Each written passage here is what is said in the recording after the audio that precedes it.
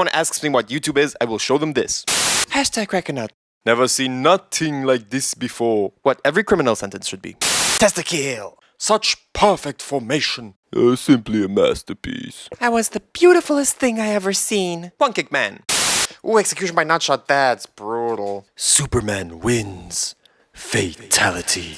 When I grow up, I want to go to the moon. Yeah? Well, why wait? This should be Superman's super move and injustice, am I right? Superman gets his powers from the sun by sacrificing humans to the sun. When Superman needed to nutshot you that hard, you probably deserved it, son. Makes me wonder if he could do this to Darkseid. Oh, Batman should spend some money guarding that area.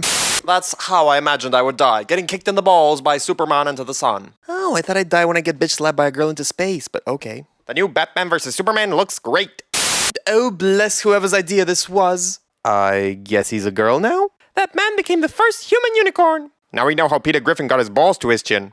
Damn, I'm feeling nostalgic. He had it coming. Oh, Johnny Cage would be so proud. Plot twist, the girl was only taking a nap.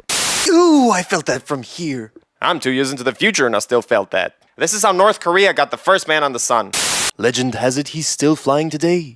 Just out of sheer morbid curiosity, I wonder just exactly how much force it would require to kick a grown man in the balls hard enough for him to achieve escape velocity, then fly the millions of miles it would take for him to reach our sun. There's probably some sort of scientific method to work it all out. Sadly, I'm not nearly a good enough mathematician to even attempt such an equation. Well,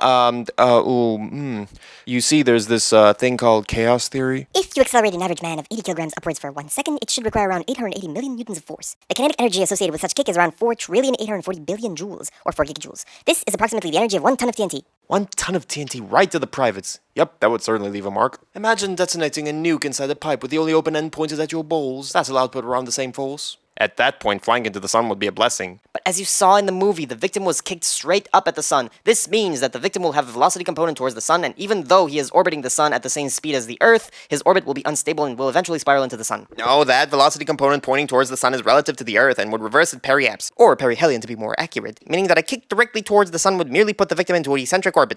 This thread demonstrates the good side of the interner. Are you referring to the fact that we are having a civilized conversation on a YouTube comment thread about the force required for a nutshot to exceed exit velocity?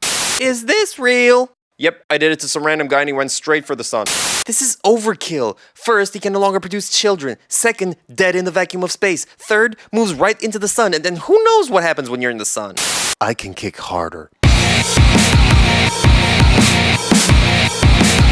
Subscribe.